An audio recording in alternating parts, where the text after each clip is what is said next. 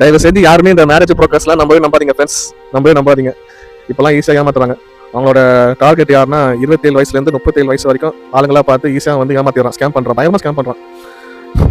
காசை வாங்கிக்கிறானுங்க, பொண்ணு பார்க்குறேன் இதை பார்க்க சொல்லி ஏமாத்துறானுங்க. சப்போஸ் பொண்ணு பார்க்க கூட்டு போனால் அது ஒரு செட்டப்பாக இருக்குது. அது மாதிரி தான் நானும் அதில் ஏமாந்துருவேன் ஒருத்தன், நானும் அதில் ஏமாந்துருக்கேன், நானும் ஒருத்தன். எங்கள் அப்பா வீட்டுக்கு ஒரு புரோக்கர் கூட்டு வந்தார். அந்த புரோக்கர் ஆளை பார்க்கும்போது கண்டுபிடிச்சிட்டான் ஃப்ராடுன்னு. எங்கள் அப்பா கிட்டே சொன்னேன், அப்பா இந்த ஆள் பார்த்தா ஃப்ராடு மாதிரி இருக்கான், நம்பாத ஏமாத்திடுவான்னு சொன்னேன். எங்கள் அப்பா எல்லாம் கேட்கல.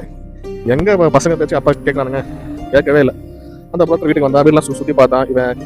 இவங்க வந்து எப்படிப்பட்ட ஃபேமிலி, எவ்வளோ காசு ஆட்டே போடலாம் அப்படி அப்படின்னு அவனுக்கு யோசனை வந்து ஓடிட்டு இருக்கு. நான் அவனை ஆளை பார்க்கும்போது கண்டுபிடிச்சிட்டேன்.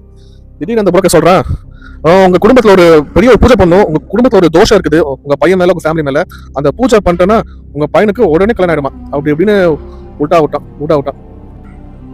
சரி, அந்த பூஜைக்கு எவ்வளவு ஆகும்னு எங்க அப்பா கேட்டாரு. உடனே அவன் அதுக்கு ஒரு 20,000 ரூபாய், அந்த 20,000 கொடுத்தீங்கன்னா நான் பூஜை பண்ணுவேன், பூஜை பண்ணா எல்லா தோஷமும் போயிடும், நீங்க ஒன்றும் பூஜை பண்ண வேணாம்.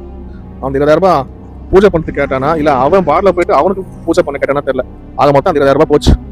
அதுக்கப்புறம் பொண்ணு பார்க்க எங்களை திருவண்ணாமலைக்கு கூட்டிட்டு போனோம். பொண்ணும் பார்த்தோம், நானும் பார்த்தேன், பொண்ணு என்ன பார்த்துச்சு, எல்லாருக்கும் பிடிச்சி போச்சு. அங்கேயும் நாங்கள் கிளம்பி வந்துட்டோம். அதுக்கப்புறம் புரோக்கர் வந்து எங்ககிட்ட வந்து சொன்னா, பொண்ணு ஓகே ஆச்சுல, காசு ஒரு 30,000 தாங்க, அடுத்தது கல்யாணம் தான், அதுக்கான ஏற்பாடு எல்லாத்தையும் நான் பண்ணிடுறேன். சரி, நாங்கள் ஒரு 30,000 கொடுத்தோம். ஆக மொத்தம் 50,000 போச்சு. அதுக்கப்புறம் நாங்கள் பொண்ணு பார்த்தல, அந்த பொண்ணுக்கு கால் பண்ணுறோம். அந்த பொண்ணு கால் அட்டன் பண்ணல, எதுவும் பண்ணல. சரி, மறுபடியும் ஸ்ட்ரெயிட்டாக அந்த வீட்டுக்கு போய் பார்த்தா, மறுபடியும் அங்கே திருவண்ணாமலைக்கு நாங்கள் போனோம். அங்கே போய் பார்த்தா பொண்ணு வீட்டில் யாருமே இல்லை. அது பார்த்தா ஃபுல்லாக செட்டப்.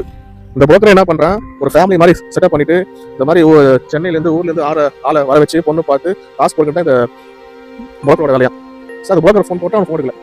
என்ன இது மாதிரி பல பேர் நீங்கள் ஏமாத்திருக்கீங்க. தயவு செஞ்சு புரோக்கர் கிட்ட உஷாரா இருங்க, காசு கொடுத்து ஏமாத்தீங்க. பொண்ணுங்க தான் டிமாண்ட் பண்ணுறாங்க, பார்த்தா இந்த புரோக்கர் நம்ம ஏமாத்துறாங்க. சரிங்களா? இந்த மாதிரிலாம் நீங்கள் ஏமாந்தீங்கன்னா மனசை கல்லாக்கிட்டீங்க. யோசிக்காதீங்க. சரிங்களா? அடுத்த வேலையை பார்த்து போயிடுங்க. எனக்கு பிக்கப் டைம் ஆயிடுச்சு, நான் கிளம்புறேன். நன்றி, வணக்கம்.